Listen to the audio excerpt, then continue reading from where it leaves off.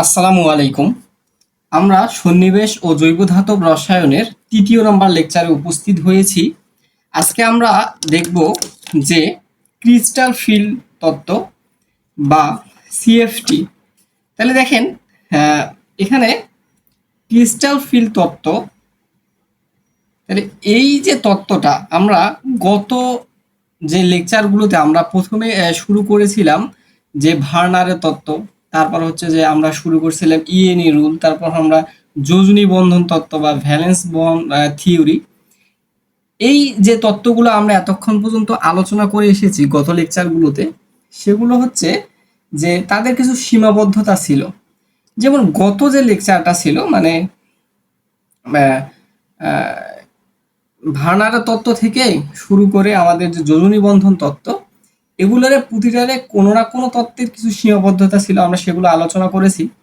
তাহলে এরূপেই আমরা যখন ভ্যালেন্স বন্ড থিওরিটা আলোচনা করছিলাম বা ভিবিটি, এই ভিবিটি তত্ত্বে আমরা দেখেছিলাম যে যে আমাদের যে জটিল যে যৌগগুলো আছে, এগুলো এগুলো হচ্ছে আমরা দুইটা স্তরে থাকে। একটা হচ্ছে সন্নিবেশ স্তর, আর একটা হচ্ছে আয়নীভবন অঞ্চল। এবং এই সন্নিবেশ স্তরের মধ্যে আমাদের কেন্দ্রে থাকে একটা কেন্দ্রীয় ধাতব পরমাণু বা আয়ন এবং লিগ্যান্ড থাকে।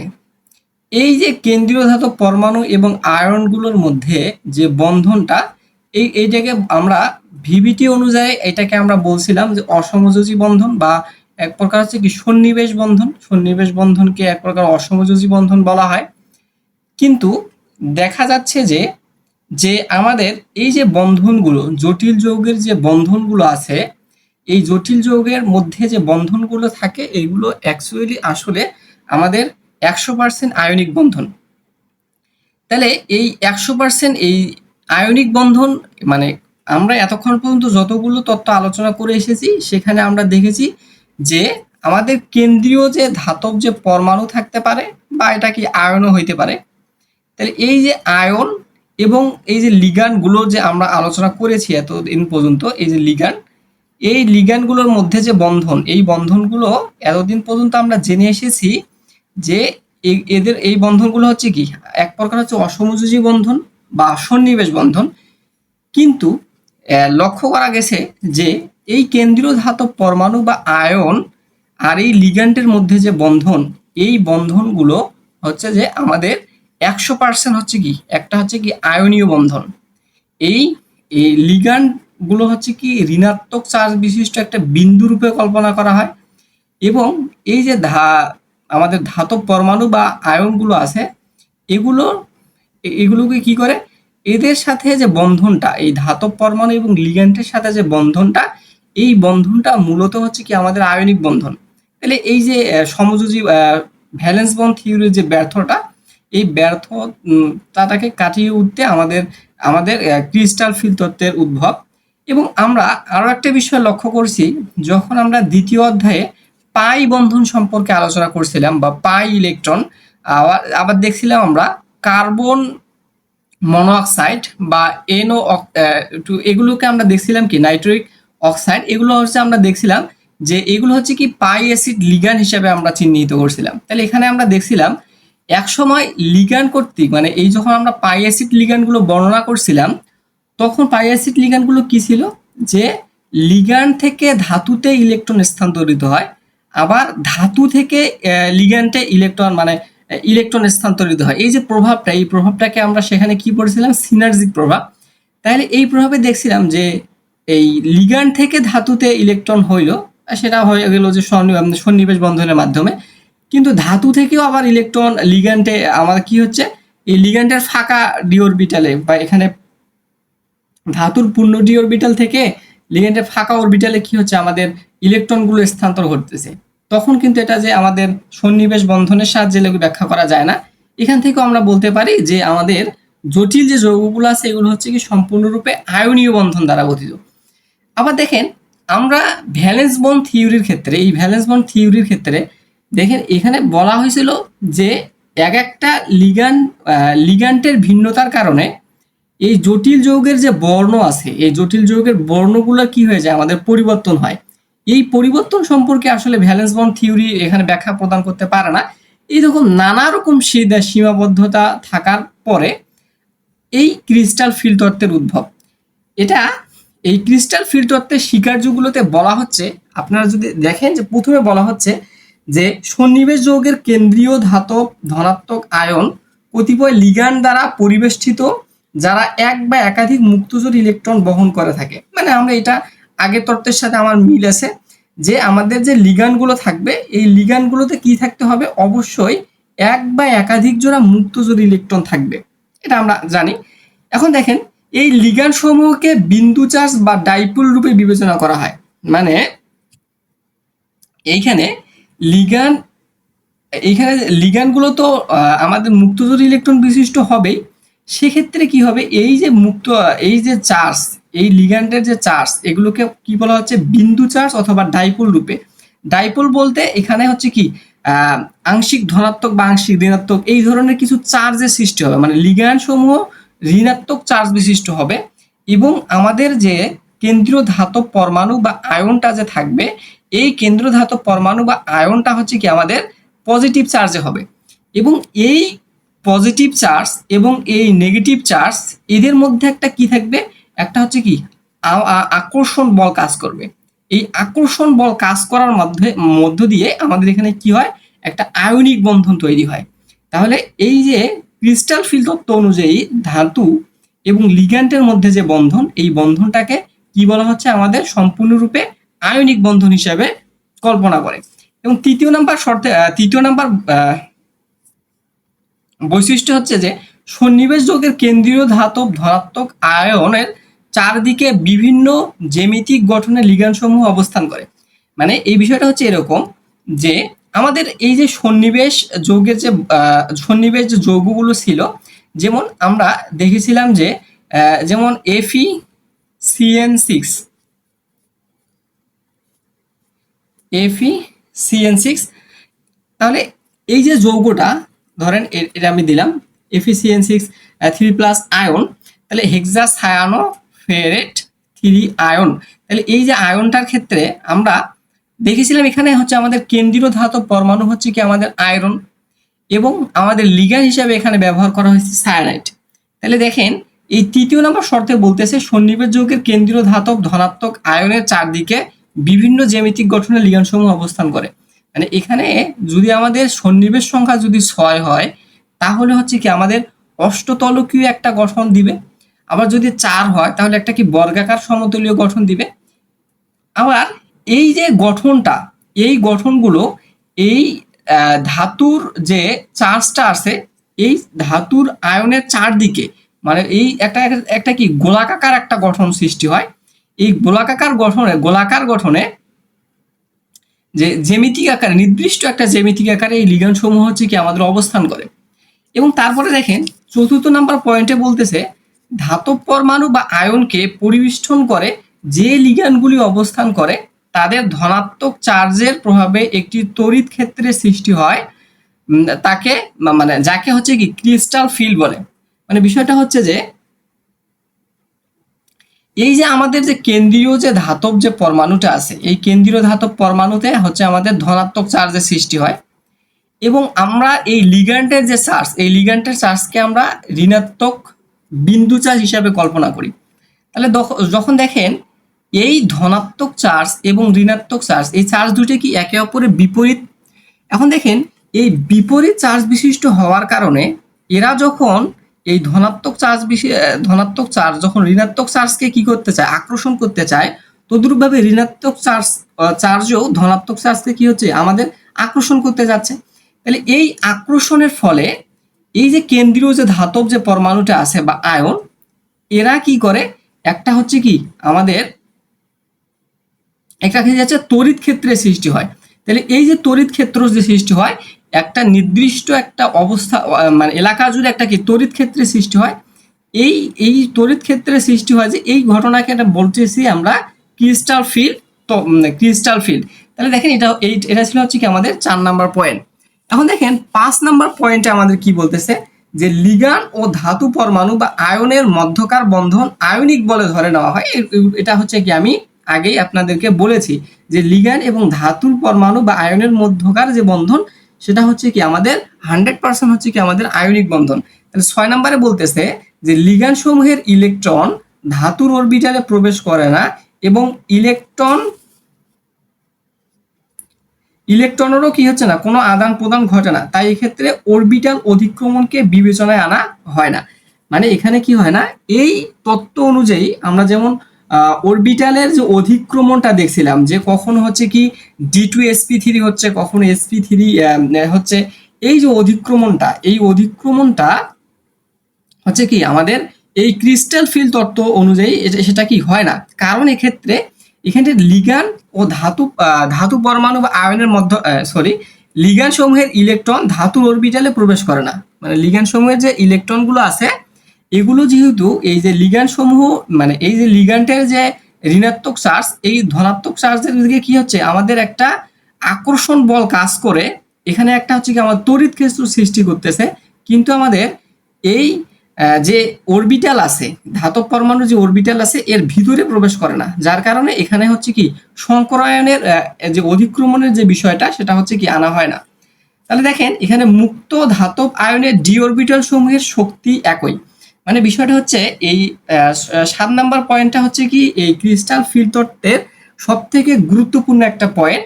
এখানে দেখেন আপনাদেরকে কি বলতেছে যে মুক্ত ধাতব ক্যাটায়নের ডি অরবিটাল সমূহের শক্তি একই, কিন্তু সন্নিবেশ যৌগ ডি অরবিটালের শক্তি একই নয়, অর্থাৎ ডি অরবিটাল সমূহ বিভাজিত হয়। তাহলে এইখানে আমরা এই 7 নাম্বার পয়েন্টটা হচ্ছে কি এখানে হচ্ছে কি সব থেকে গুরুত্বপূর্ণ একটা পয়েন্ট ক্রিস্টাল ফিল্ড তত্ত্বের। তাহলে এইখানে আমরা জানি যে ডি যে অরবিটাল, এই ডি অরবিটাল 5টা, সেটা হচ্ছে কি D x Y, D Y Z, D Z x, D x square Y square, আর হচ্ছে কি ডি জেড স্কোয়ার। তাহলে দেখেন এই ডি অরবিটাল যে 5টা ডি অরবিটাল আছে, তাহলে এই 5টা ডি অরবিটালের মানে এরা হচ্ছে কি সমশক্তি সম্পূর্ণ, মানে এই 5টা ডি অরবিটালের শক্তি হচ্ছে কি সমান। কিন্তু এই যে ক্রিস্টাল ফিল্ড তত্ত্ব অনুযায়ী যখন এখানে এসে আমাদের লিগ্যান্ডগুলো এসে এখানে এই ধাতব পরমাণুর চতুর্দিকে যখন অবস্থান নেয়, তখন এই ডি অরবিটালগুলোর হচ্ছে আমাদের কি হয়, বিভাজন ঘটে। তাহলে ডি অরবিটালের বিভাজনটা কিরকম ঘটে, সেটা হচ্ছে যে এক একটা যৌগের ক্ষেত্রে এক এক রকম বিভাজন ঘটে। যেমন অষ্টতলকীয় যৌগের ক্ষেত্রে একরকম বিভাজন, আবার চতুস্তলকীয় যৌগের ক্ষেত্রে একরকম বিভাজন, আবার হচ্ছে যে আমাদের বর্গাকার যৌগের ক্ষেত্রে একরকম বিভাজন ঘটে। তাহলে এইখানটায় আমাদের ডি অরবিটাল গুলো সম্পর্কে আমরা প্রথমে যদি আপনাদেরকে ডি অরবিটালের গুলোর আকৃতি, মানে এই d x Y, D Y Z, D Z x, D x square Y square, D Z square, এই অরবিটাল গুলো আকৃতিটা কিরকম সেগুলো আমরা ইতিমধ্যেই জানি আগে থেকেই।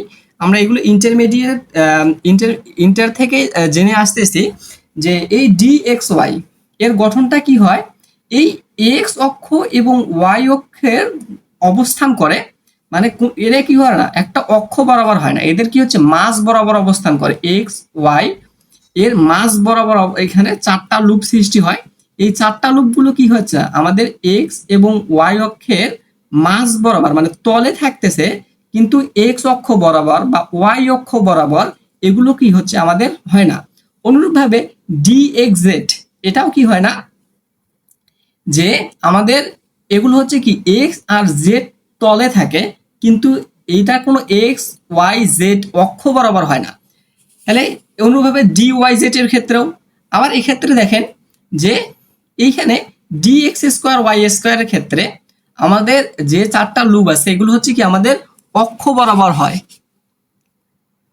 এগুলো হচ্ছে কি আমাদের অক্ষ বরাবর হয়। অক্ষ বলতে এখানে এক্স অক্ষ বরাবর লুপগুলো তৈরি হয় এবং ওয়াই অক্ষ বরাবর লুপগুলো তৈরি হচ্ছে।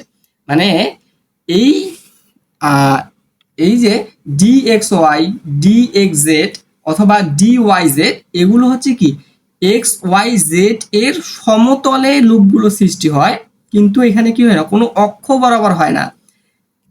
কিন্তু যখন d x square Y square যখন হয়, এক্ষেত্রে আমাদের এগুলো কি হচ্ছে লুপগুলো অক্ষ বরাবর, এই যে দেখেন অক্ষ বরাবর হচ্ছে কি আমাদের লুপগুলো তৈরি হয়। অনুরূপভাবে ডিজেড স্কোয়ারের ক্ষেত্রেও এই লুপটা হচ্ছে কি তৈরি হয়। তাহলে এখন দেখেন যে এখানে আমাদের বলতেছে যে লিগ্যান্ডগুলো যখন আসে, লিগ্যান্ডগুলো যখন কেন্দ্রীয় ধাতব পরমাণুর দিকে আসে, মানে দেখেন আপনারা এখান থেকে এই চিত্রগুলো থেকে একটা বিষয় শুধু আপনারা জেনে নেন যে অক্ষ বরাবর কোন কোন অরবিটালগুলো আসে। অক্ষ বরাবর শুধু আসে D x square Y square আর হচ্ছে আমাদের ডি জেড স্কোয়ার। আর অক্ষর সমতলে মানে এক্স ওয়াই এর সমতলে কারা কারা? D x Y, d z, d x z অথবা ডি ওয়াই জেড। তাহলে এই বিষয়টুকু এখানে একটু ধারণা নেন। তাহলে দেখেন আমরা অক্ষর সমতলে পাইলাম কে কে কোন কোন অরবিটাল গুলোকে? এই যে x y, x y, y z এবং জেড এক্স কে আমরা কি পাইলাম? এক্স ওয়াই বা ওয়াই জেড বা জেড এক্স এর সমতলে আমরা পাইলাম এই তিনটে অরবিটালকে। এবং অক্ষ বরাবর আমরা কোন দুইটা অরবিটালকে পাইলাম? এগুলো হচ্ছে কি আমাদের অক্ষ বরাবর, অক্ষ বরাবর। আর এগুলোকে বরাবর, এগুলো হচ্ছে কি অক্ষ বরাবর, এগুলো হচ্ছে কি আমরা পাই না। তাহলে এই যে 7 নাম্বার যে পয়েন্টটা বলতেছে যে এই মুক্ত ধাতব ক্যাটায়নের ডি অরবিটাল সমূহের শক্তি একই, কিন্তু সন্নিবেশ যোগে ডি অরবিটাল সমূহের শক্তি কি হচ্ছে আমাদের একই না, ডি অরবিটাল সমূহ বিভাজিত হয়ে যায়। মানে বিষয়টা হচ্ছে এরকম যে আমাদের যে এই যে ডি অরবিটাল গুলো যে আছে, এই ডি অরবিটাল গুলো আপনাদেরকে যদি আমি এখানে দেখাই যে আমাদের এই যে ডি অরবিটাল,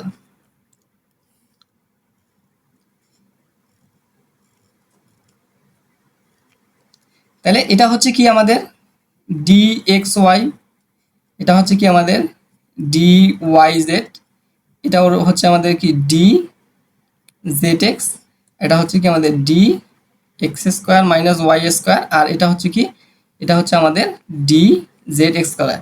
তাহলে এই যে 5টা অরবিটাল, তাহলে দেখেন এই 5টা অরবিটাল ডি অরবিটাল, তাহলে এই 5টা ডি অরবিটালের শক্তিগুলো হচ্ছে কি আমাদের একই। তাহলে একই যখন শক্তি হয় তখন এই যে আমাদের কেন্দ্রীয় যে ধাতব পরমাণুটা আছে,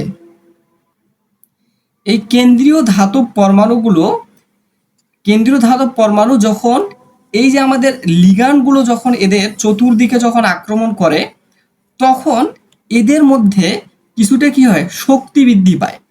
কিরকম শক্তি বৃদ্ধি পায়? এই যে 5টা অরবিটাল যেহেতু হচ্ছে কি সমশক্তি সম্পূর্ণ, এরা কিছুটা শক্তি বৃদ্ধি পায়। এই শক্তি বৃদ্ধি পাওয়াটাকে বলা হচ্ছে, এই যে স্থানটা, এটা হচ্ছে কি শক্তি বৃদ্ধি পাইলো। মানে এর আগে ছিল ধরেন যে 1 কিলো জুল শক্তি, তাহলে এই প্রতিটারে এক এক করে শক্তি ছিল, কিন্তু এরা বৃদ্ধি পেয়ে 1.2 হইলো। ধরেন একটা আমরা মনে মনে ধরতেছি এটা, যেটা হচ্ছে কি 1.2 আকারে ধরে নিলাম। এই যে কিছু পরিমাণ শক্তি যে এখানে আমাদের যে বৃদ্ধি যে পাইলো, এটা হচ্ছে কি এখানে আমাদের আগে শক্তি ছিল কি 1 করে, প্রতিটা 5টাতে 1 করে, কিন্তু এখন এই প্রতিটা 5টায় হয়ে গেল কি আমাদের 1.2 করে। এখন দেখেন এই যে শক্তিটা যে বাড়লো, এটা হচ্ছে কি সমভাবে বেড়েছে, মানে প্রতিটা অরবিটালেই বেড়েছে।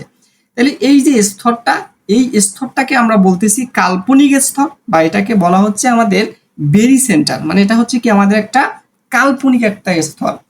তাহলে এই ডি অরবিটাল সমূহের যে বিভাজনটা ঘটে, তাহলে কিরকম বিভাজনটা ঘটে সেই বিষয়টা আপনাদেরকে যদি আমি এখানে একটু ধারণা দেই, যে আমাদের এই যে অরবিটাল গুলো যে ছিল, যে অক্ষ বরাবর যে অরবিটাল গুলো, মানে আমাদের এই ধরেন আমাদের কি আছে, যে 4টা যে লিগ্যান্ড আছে, ধরেন একটা আমরা বর্গাকার এর ক্ষেত্রে যদি আমরা চিন্তা করি,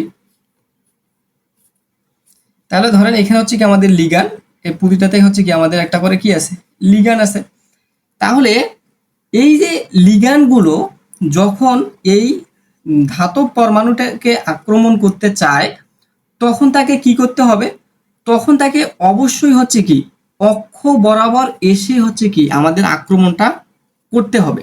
তাহলে দেখেন যেহেতু অক্ষ বরাবর মানে নির্দিষ্ট একটা দিক থেকে এসে এই আমাদের কেন্দ্রীয় ধাতব পরমাণুর সাথে কি হবে, আমাদের যুক্ত হতে চাবে। তাহলে দেখেন যদি এটা হচ্ছে আমাদের এক্স অক্ষ হয়, এটা যদি হচ্ছে আমাদের এক্স অক্ষ হয়, এটা যদি আমাদের ওয়াই অক্ষ হয়, মানে অক্ষগুলোকে যদি আপনাদেরকে আমি দেখাই, আমরা বই থেকে যদি আপনাদের এই বিষয়টা যদি আপনাদেরকে আমি দেখাই, তাহলে আপনারা ভালো বুঝতে পারবেন আর কি। এই যে দেখেন এইখানে একটা গঠন দেওয়া আছে, তাহলে এই গঠনটাতে দেখেন এই যে লিগ্যান্ডগুলো আছে, তাহলে দেখেন এইটা হচ্ছে কি আমাদের, এটা হচ্ছে আমাদের এক্স অক্ষ বরাবর লিগ্যান্ড, মানে ডিজেড অরবিটালগুলো আমি দেখাচ্ছি। আর এটা হচ্ছে কি আমাদের, প্রথমে হচ্ছে আপনি ডিএক্স বরাবর যদি দেখেন, তাহলে দেখেন ডিএক্স ওয়াই, তাহলে ডিএক্স ওয়াই বরাবর যদি দেখেন, তাহলে এটা হচ্ছে কি আমাদের এক্স অক্ষ, এটা হচ্ছে কি আমাদের এক্স অক্ষ, এটা হচ্ছে আমাদের ওয়াই অক্ষ, এবং এটা হচ্ছে আমাদের জেড অক্ষ। তাহলে দেখেন আমরা ক্রিস্টাল ফিল তত্ত্ব অনুসারে দেখলাম যে এই যে লিগ্যান্ডগুলো যে আছে, এই লিগ্যান্ডগুলো হচ্ছে কি ঋণাত্মক চার্জ বিশিষ্ট, এবং এই যে কেন্দ্রে ধাতব যে পরমাণুটা, এই ধাতব পরমাণুটা হচ্ছে কি আমাদের ধনাত্মক চার্জ বিশিষ্ট। তাহলে দেখেন এই যে লিগ্যান্ডগুলো যখন এই ধাতব পরমাণুর দিকে আক্রমণ করতে চাবে, তখন এখানে কি করতে হয়, যে কেন্দ্র বরাবর মানে আমাদের অক্ষ বরাবর এসে একে আক্রমণ করতে হবে। মানে যে অরবিটালগুলো অক্ষ বরাবর অবস্থান করে, সেই অরবিটালগুলোর হচ্ছে কি আমাদের শক্তিটা কি হয়, বেশি হয়। যেমন দেখেন এইখানে ডি এক্স ওয়াই বলেন আর ডি এক্স জেড বলেন, এক্ষেত্রে কিন্তু দেখেন কোনোটা, এই যে লুপগুলো যে আছে, এই যে ধাতব পরমাণুর যে লুপগুলো, এই লুপগুলোতে, এই লুপগুলো কোনোটাই হচ্ছে কি এক্স অক্ষ, ওয়াই অক্ষ বা জেড অক্ষ বরাবর নাই। তাহলে এরা যে এইটা হচ্ছে কি এক্স অক্ষ বরাবর এই লুপগুলো নাই, ওয়াই অক্ষ বরাবর লুপগুলো নাই, এবং জেড অক্ষ বরাবরও লুপগুলো নাই। অনুরূপভাবে এই d x Y, d x z এবং ডি ওয়াই জেড এর ক্ষেত্রেও অনুরূপ ঘটনা ঘটে, এই লুপগুলো অক্ষ বরাবর থাকে না।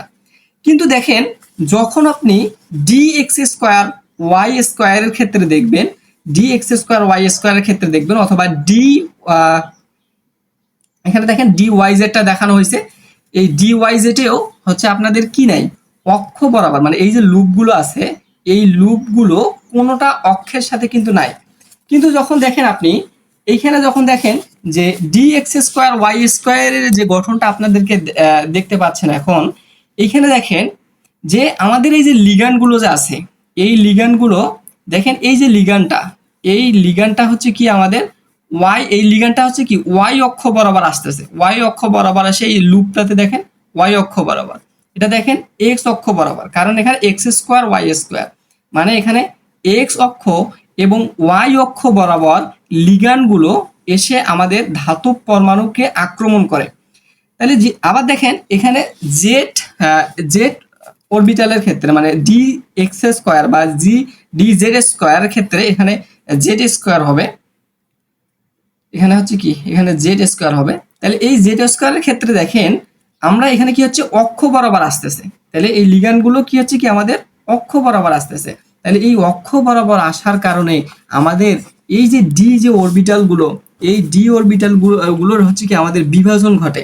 এই দেখেন এই দুইটা অরবিটাল অক্ষ বরাবর থাকার কারণে এদের কি হয়, এদের হচ্ছে যে আমাদের শক্তিটা বেশি হয়, এদের কি হচ্ছে আমাদের শক্তি বেশি হয়। আর যেহেতু হচ্ছে d x Y, D Y Z, D Z x, এগুলো হচ্ছে কি আমাদের অক্ষ বরাবর থাকে না, এখানে হচ্ছে কি কোনো একটা সমতলে থাকে। এক্ষেত্রে এরা যেহেতু অক্ষ বরাবর থাকে না, সেক্ষেত্রে এদের হচ্ছে কি আমাদের শক্তিটা হচ্ছে কি কম হয়। কার তুলনায় কম হয়, এই d x square Y square বা ডি জেড স্কোয়ারের তুলনায় হচ্ছে কি আমাদের কম হয়। তাহলে দেখেন এই যে যাদের যে শক্তি কম, এই যে সেটটা, এই কম শক্তি সম্পূর্ণ যে সেট, শক্তির যে সেট, এই সেটটা, এই জটিল যৌগের যে বিভাজনটা ঘটে, এই বিভাজনে এই সেটটার নাম হচ্ছে T2G, এবং এই যে বেশি যে শক্তির স্তরের যে সেটটা, এই সেটটাকে নামকরণ করা হচ্ছে ইজি সেট। এই ইজি সেটের শক্তি হচ্ছে কি বেশি, এবং এই T2G সেটের শক্তি হচ্ছে কি আমাদের কম। এরা ওই যে ডি অরবিটালের যে বিভাজনটা ঘটে, ওই বিভাজনের ফলে এদের কি হচ্ছে এইরকম শক্তির কি হচ্ছে আমাদের কম বেশিটা হয়। তাহলে দেখেন আমরা 7 নাম্বার পয়েন্টে আলোচনা করতেছিলাম, তাহলে এই যে আলোচনাগুলো, এই আলোচনাগুলো হচ্ছে কি আমাদের যখন ডি অরবিটালের বিভাজনটা পড়বো সেক্ষেত্রে আমাদের লাগবে। তাহলে এইখানে শুধু বলা হচ্ছে যে এই 7 নাম্বার পয়েন্টে ডি অরবিটাল সমূহ শক্তি একই, কিন্তু সন্নিবেশ যৌগে ডি অরবিটাল সমূহ শক্তি কি নাই, একই নাই, মানে ডি অরবিটাল সমূহ বিভাজিত হয়। তাহলে দেখেন এরা দুইটা সেটে বিভাজিত হয়ে যায়, একটা হচ্ছে T2G সেট, একটা হচ্ছে কি আমাদের ইজি সেট। তাহলে T2 যে সেটের শক্তি সেটা হচ্ছে আমাদের কম, কারণ এরা হচ্ছে কি অক্ষ বরাবর থাকে না। আর ইজি সেটের শক্তি হচ্ছে আমাদের বেশি, কারণ এরা হচ্ছে কি আমাদের ডি অরবিটালের যে লোবগুলো দেখলাম আমরা, সেখানে হচ্ছে এগুলো হচ্ছে কি আমাদের অক্ষ বরাবর থাকে। এখন দেখেন 8 নাম্বার পয়েন্টে বলা হচ্ছে যে সন্নিবেশ যৌগের কেন্দ্রীয় ধাতব ধনাত্মক আয়নের চারদিকে লিগ্যান্ড সমূহের অবস্থানের জ্যামিতিক গঠনের উপর ডি অরবিটাল সমূহের বিভাজনের প্রকৃতি হচ্ছে কি আমাদের নির্ভরশীল। মানে বিষয়টা হচ্ছে যে ডি অরবিটালের বিভাজনটা কিরকম হবে সেটা হচ্ছে যে জ্যামিতিক আকৃতির উপর ডিপেন্ড করে। মানে অষ্টতলকীয় হলে একরকম ডি অরবিটালের বিভাজন হবে, চতুস্থলকীয় হলে একরকমের বিভাজন হবে, এবং বর্গাকার হলে একরকমের বিভাজন হবে। আমরা এই বিষয়গুলো প্রতিটা আলোচনা করব, কারণ এগুলো হচ্ছে আমাদের পরীক্ষায় আসেই। এই যে ক্রিস্টাল ফিল তত্ত্ব, এগুলো এটা থেকে আপনাদের প্রশ্ন আসবেই, এটা থেকে প্রশ্ন আসা আপনাদের হচ্ছে কি মিস যাবে না। এখন দেখেন আমরা দেখব যে অষ্টতলকের ক্ষেত্রে কিরকম বিভাজন ঘটে, চতুস্থলকীয় ক্ষেত্রে কিভাবে ঘটে, এবং বর্গাকারের ক্ষেত্রে কিভাবে এই বিভাজনগুলো ঘটে, ডি অরবিটালের বিভাজনগুলো কিভাবে ঘটে, সেগুলো হচ্ছে কি আমরা বিস্তারিতভাবেই দেখব।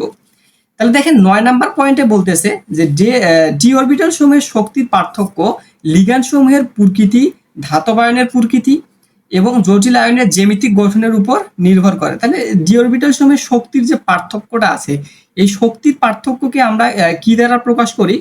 এই শক্তির যে পার্থক্য আছে, এই শক্তির পার্থক্যকে আমরা এই ডেল দ্বারা প্রকাশ করি।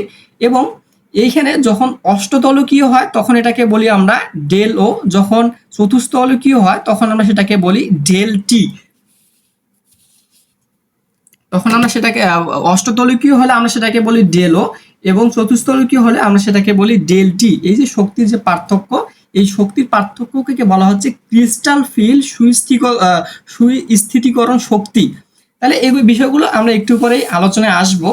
তাহলে দেখেন 10 নম্বরে বলতেছে যে ডি অরবিটাল সমূহ যথাসম্ভব যুগ্ম না অযুগ্ম অবস্থায় বিরাজ করে, তা হচ্ছে কি 10 ডিকিউ ও ইলেকট্রন যুগলকরণ শক্তির তুলনামূলক মানের উপর নির্ভরশীল। এই যে ডেল ও বা ডেল টি, বা এটাকে বলা হচ্ছে যে অষ্টতলকীয় ও, অষ্টতলকীয় ইংরেজি হচ্ছে কি অক্টাহেড্রাল। এই অক্টাহেড্রালের ও থেকে আমরা এইখানে ডেল ও নামকরণটা নিয়ে আসছি। এখন দেখেন এই ডেল ও যা কথা, এই ডেল ও যা কথা 10 ডিকিউ এও সেই একই কথা। এই ডেল ও সমান আমরা লিখতে পারি 10 ডিকিউ। তাহলে এই 10 ডিকিউ এর মানটা মানে চতুস্থলকীয় ক্ষেত্রে এটা হচ্ছে অষ্টতলকীয় ক্ষেত্রে 10 ডিকিউ হয়, চতুস্থলকীয় ক্ষেত্রে সেটা ভিন্ন হয়, এবং বর্গাকারের ক্ষেত্রে সেটা কি হয়, অন্য মান হচ্ছে আমরা দেখতে পাই। তাহলে এই যে আমরা ক্রিস্টাল ফিল যে স্বীকার্য, ক্রিস্টাল ফিল তত্ত্বের যে স্বীকার্যগুলো, এই স্বীকার্যগুলো আমরা দেখলাম। এখন আমরা দেখব এই যে 7 নাম্বার পয়েন্ট, এই 7 নাম্বার পয়েন্ট হচ্ছে যে ডি অরবিটাল সমূহের যে বিভাজনটা ঘটে, এই বিভাজনটা অষ্টতলকীয় ক্ষেত্রে কিরকম ঘটে, চতুস্থলকীয় ক্ষেত্রে কিরকম ঘটে, এবং বর্গাকারের ক্ষেত্রে কিরকম ঘটে, সেই বিষয়গুলো আমরা দেখব। তাহলে দেখেন আমরা এই যে ডি অরবিটালের যে বিভাজন, এটা আমরা যদি প্রথমে অষ্টতলকীয় ক্ষেত্রে চিন্তা করি, তাহলে দেখেন অষ্টতলকীয় ডি অরবিটাল সমূহের আমরা বিভাজনটা আলোচনা করব। তাহলে দেখেন আমরা ইতিমধ্যে আলোচনা করেছি যে ডি অরবিটাল হচ্ছে কি আমাদের 5 প্রকার হয়।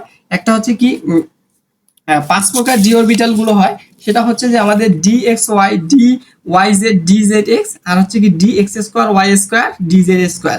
এই 5টা ডি অরবিটাল প্রাথমিক অবস্থায় কি থাকে, সমশক্তি সম্পূর্ণ থাকে। মানে এই ডি অরবিটাল গুলোর শক্তি হচ্ছে কি আমাদের সমান থাকে। কিন্তু যখন এরা সন্নিবেশ যৌগ গঠন করতে চায়, তখন ধাতব পরমাণুর চতুর্দিকে যখন ঋণাত্মক চার্জ বিশিষ্ট লিগ্যান্ডগুলো একটা ক্রিস্টাল ফিল্ড গঠন করে, তখন এদের শক্তি কি হয়, বৃদ্ধি পায়। এই দেখেন এখানে হচ্ছে কি সমশক্তি অবস্থায় ছিল, কিন্তু এটা কি হয়, শক্তি কিছুটা হচ্ছে কি আমাদের বৃদ্ধি পাইলো। এই যে শক্তির যে বৃদ্ধিটা পাইলো, এই যে বৃদ্ধি পাওয়া, এটাকে বলতেছি আমরা বেরি সেন্টার, বা এটাকে বলা হচ্ছে যে আমাদের কাল্পনিক একটা স্তর। তাহলে এই বৃদ্ধি পাওয়ার ফলে এইখানে আমাদের এই যে বেরি সেন্টারের সাপেক্ষে, এই বেরি সেন্টারের সাপেক্ষে আমাদের কি হয়, এইখানে অরবিটালগুলোর বিভাজন ঘটে। অরবিটালগুলো কিরকম বিভাজন ঘটে, দুই ধর অষ্টতলকীয় ক্ষেত্রে আমরা দুই ধরনের বিভাজন হচ্ছে কি লক্ষ্য করতে পারি। একটা হচ্ছে যে আমাদের ইজি সেটে বিভক্ত হয়, এবং আরেকটা হচ্ছে কি আমাদের T2G সেটে বিভক্ত হয়। তাহলে ইজি সেটে কারা বিভক্ত হয়? যারা হচ্ছে যে আমাদের ডি যে অরবিটালের যে চিত্রগুলো আমরা দেখলাম, ওই চিত্রগুলোতে দেখছি আমরা যারা এক্স অক্ষ বরাবর বা ওয়াই অক্ষ বরাবর, এক কথায় হচ্ছে যে যে অরবিটালগুলো আমাদের অক্ষ বরাবর, সেগুলোর হচ্ছে কি আমাদের শক্তি বেশি। এই শক্তি বেশি সম্পূর্ণ অরবিটালগুলোকে আমরা বলি যে ইজি অরবিটাল। এই যেহেতু ইজি অরবিটালে যেহেতু শক্তিটা বেশি, তাহলে এই যে বেরি সেন্টার সাপেক্ষে, এই যে বেরি সেন্টার, এই বেরি সেন্টারের সাপেক্ষে এদের কি হয়, এদের যে শক্তিগুলো বেরি সেন্টার সাপেক্ষে কি হয়, আমাদের বেশি হয়। একটা হচ্ছে কি আমাদের D x square Y square, আর একটা হচ্ছে কি ডি জেড স্কোয়ার। আর এটা হচ্ছে কি এই যে সেটটা, এই সেটটাকে বলতেছি আমরা ইজি সেট। এবং আরেকটা সেট গঠন হয় এখানে, সরি, হ্যাঁ, আরেকটা যে সেট, আচ্ছা, আরেকটা যে সেট, এই সেটটাকে বলা হচ্ছে আমাদের T2G সেট। T2G সেট, এই সেটে কারা কারা থাকে? এটা যে সেটে থাকে D x Y, D Y Z, আর থাকে আমাদের ডি জেড এক্স। এখন দেখেন এই যে বেরি সেন্টার, এই বেরি সেন্টারের সাপেক্ষে এখানে কি পরিমাণ শক্তি এখানে বৃদ্ধি পায়, ইজি সেটে কি পরিমাণ শক্তি বৃদ্ধি পায়? এই শক্তির পরিমাণটা হচ্ছে যে 0.4 ডেল ও, 0.4 ডেল ও পরিমাণ হচ্ছে কি আমরা বৃদ্ধি পাই। আর এখানে কি পরিমাণ হ্রাস পায়?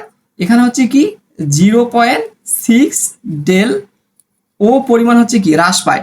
এবং এই যে T2EG এবং T2G সেটের মধ্যে যে এই যে টোটাল যে পার্থক্যটা, এই পার্থক্যটা হচ্ছে কি আমাদের ডেল ও, টোটাল পার্থক্যটা মানে অক্টাহেড্রাইলের ক্ষেত্রে এখানে ও মানে অষ্টতলকীয় বিভাজনটা আমরা এখানে কি হচ্ছে কি চিন্তা করতেছি। তাহলে এই বিষয়গুলো এখানে হচ্ছে কি বলা আছে। আমি যদি একটু আপনাদেরকে পড়াই বা মানে পড়ে শোনাই, তাহলে হচ্ছে কি আপনারা বুঝতে পারবেন বিষয়টা।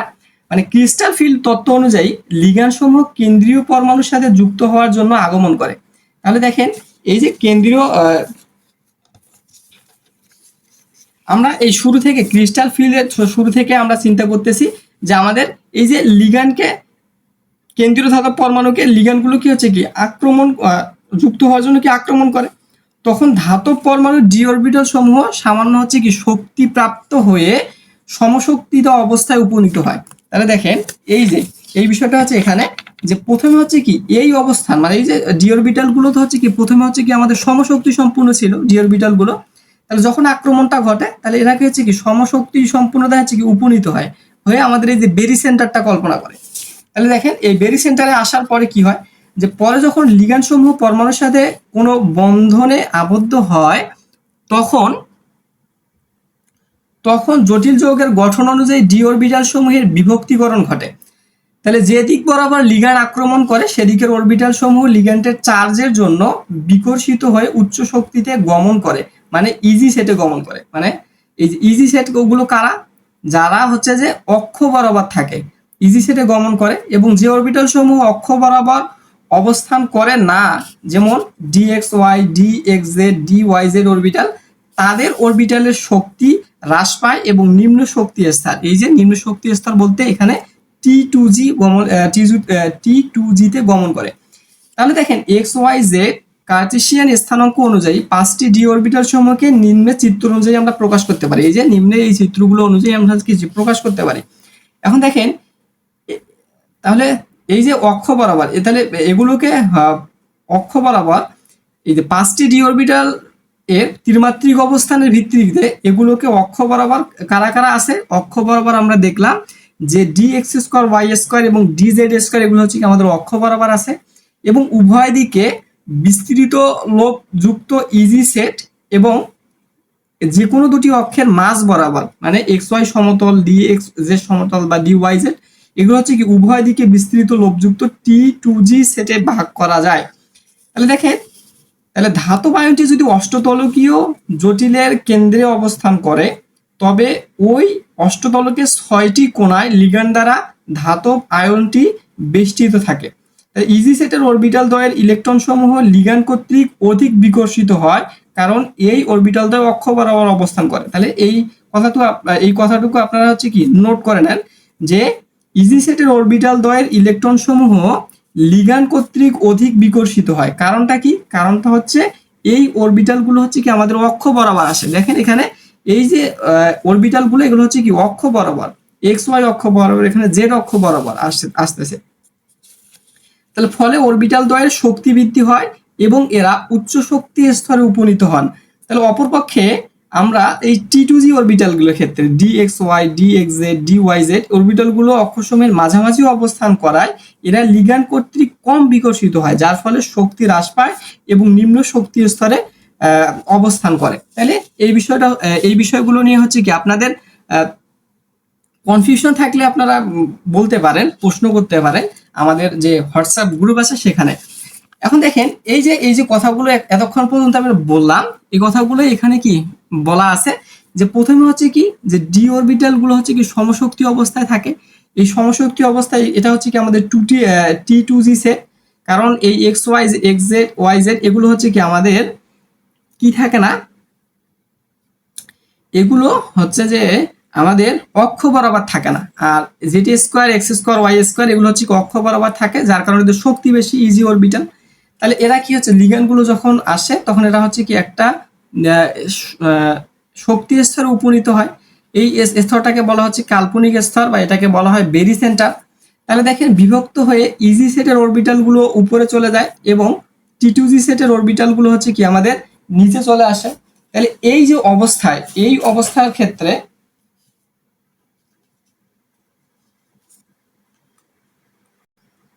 এই যে অবস্থাটা বেরি সেন্টার থেকে কি হয়, সরি আমি এখানে একটু উল্টো করে ফেলছিলাম, এখানে আমার ভুল হয়েছে। এখানে হচ্ছে কি 0.6 হচ্ছে কি ইজির ক্ষেত্রে, আর এটা হচ্ছে কি 4টা হচ্ছে কি T2G'র ক্ষেত্রে এটা হ্রাস পায়। তাহলে দেখেন এইখানে এত পরিমাণ শক্তি এরা হচ্ছে কি বৃদ্ধি পায় ইজি পরিমাণ বেরি সেন্টারের সাপেক্ষে, এবং বেরি সেন্টারের সাপেক্ষে এটা এত পরিমাণ শক্তি হচ্ছে কি কম পায়। এবং এই যে টোটাল যে পার্থক্যটা, এই শক্তির যে টোটাল যে পার্থক্যটা, এই টোটাল পার্থক্যটাকে বলতেছি আমরা ডেল ও অক্টাহেড্রালের ক্ষেত্রে। এইখানে এই ডেল ও সমান সমান আমরা কি জানি যে 10 DQ।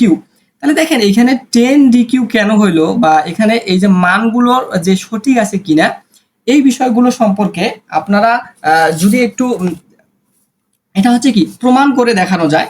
কিভাবে দেখেন যে আমাদের এই যে অরবিটালগুলো আছে, এই যে একটা অরবিটালের শক্তি, মানে এইখানে একটা অরবিটালের শক্তি কত আছে, একটা এই যে এখানে আছে কি ইজি অরবিটাল আছে কয়টা, দুইটা। তাহলে একটা অরবিটালের শক্তি ধরি আমরা এখানে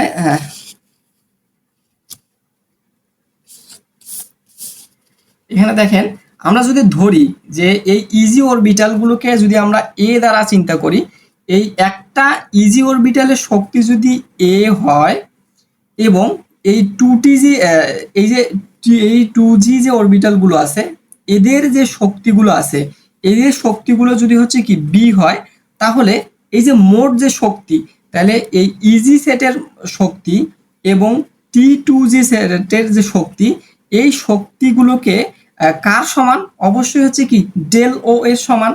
তাহলে এই দেখেন এখানে হচ্ছে কি ডেল ও এর সমান। তাহলে দেখেন আবার এখান থেকে আমরা আরেকটা সম্পর্ক সমীকরণ নিয়ে আসতে পারি, সেটা হচ্ছে এইখানে এখানে ইজি অরবিটাল আছে কয়টা, দুইটা। তাহলে দুইটা ইজি অরবিটালের জন্য আমরা এখানে কি দিতে পারি 2a। তাহলে এই ক্রিস্টাল ফিল্ড তত্ত্বের একটা স্বীকার্য হচ্ছে এরকম যে যত পরিমাণ ইজি অরবিটালের শক্তির বৃদ্ধি পাবে ঠিক তত পরিমাণ T2G অরবিটালের শক্তি হচ্ছে কি হ্রাস পাবে। মানে 2a পরিমাণ যদি ইজি অরবিটালের শক্তি বৃদ্ধি পায় তাহলে এর সমপরিমাণ শক্তি হচ্ছে কি হ্রাস পাবে কি অরবিটালে, T2G অরবিটালে। তাহলে T2G অরবিটালগুলোকে আমরা যেহেতু এখানে বি দ্বারা প্রকাশ করছি, তাহলে এখানে আমরা এখানে 3টা বি নিব, কারণ এখানে T2G অরবিটাল সংখ্যা হচ্ছে কি আমাদের 3টা। তাহলে এই সমীকরণগুলোকে যদি আমরা একটু সমাধান করি, তাহলে এখানে যদি আমরা এ এর মানটা রেখে এই বিটাকে যদি এইদিকে নিয়ে আসি, তাহলে ডেল ও মাইনাস বি, এবং দেখেন এইখানে এ এর মানটা যদি আমি এখানে বসাই দেই, এই সমীকরণে যদি এই এ এর মানটা যদি আমি এই সমীকরণে বসাই দেই, তাহলে কি আসতেছে দেখেন যে 2 del O minus B equal হচ্ছে কি আমাদের 3b, বা two del O minus two B equal হচ্ছে কি আমাদের থ্রি বি, বা two del O equal three B plus two B, বা এখানে দেখেন এই সমীকরণটাকে যদি থ্রি বি আর টু বি মিলে হচ্ছে কি আমাদের ফাইভ বি ইকুয়াল আমরা কত পাচ্ছি, ফাইভ বি ইকুয়াল এখানে হচ্ছে কি টু ডেল ও, বা এখানে দেখেন আমরা বি সমান সমান কি পাচ্ছি যে 2.5 ডেল ও, তাহলে 2.5 মানে হচ্ছে কত আমাদের, তাহলে 2.5 মানে হচ্ছে কি আমাদের যে জিরো, এই বি সমান সমান হচ্ছে কি 0.4 ডেল ও। তাহলে আছে কি আমরা দেখেন এই যে বিটা কি ধরে নিয়েছিলাম, বিটা হচ্ছে যে এইখানে দেখেন যে টি টু জি পরিমাণ কি পরিমাণ হ্রাস পাচ্ছে, এই হ্রাস পাওয়া অর্থ হচ্ছে এখানে বিয়োগ, আর কি পরিমাণ হ্রাস পাচ্ছে দেখেন 0.4 ডেল ও পরিমাণ হচ্ছে কি আমরা হ্রাস পাচ্ছে। আবার দেখেন এই বি এর মানটা যদি আমি এই সমীকরণে বসাই দেই, তাহলে ডেল ও মাইনাস এখানে হচ্ছে কি বি এর মানটা যদি আমি বসাই দেই, তাহলে এখানে কি পাচ্ছি আমি 0.4। আবার আমরা কি জানি এই ডেল ওর মান কত জানি, এই ডেল ওর মান জানি আমরা কি 10, তাহলে 10 থেকে 0.4 বাদ দিলে কত থাকতেছে আমাদের 0.6, তাহলে এর মানটা হচ্ছে কি আমাদের 0.6। তাহলে দেখেন এই বিষয়গুলো হচ্ছে কি এভাবে হচ্ছে কি প্রমাণ করা যায়। এখন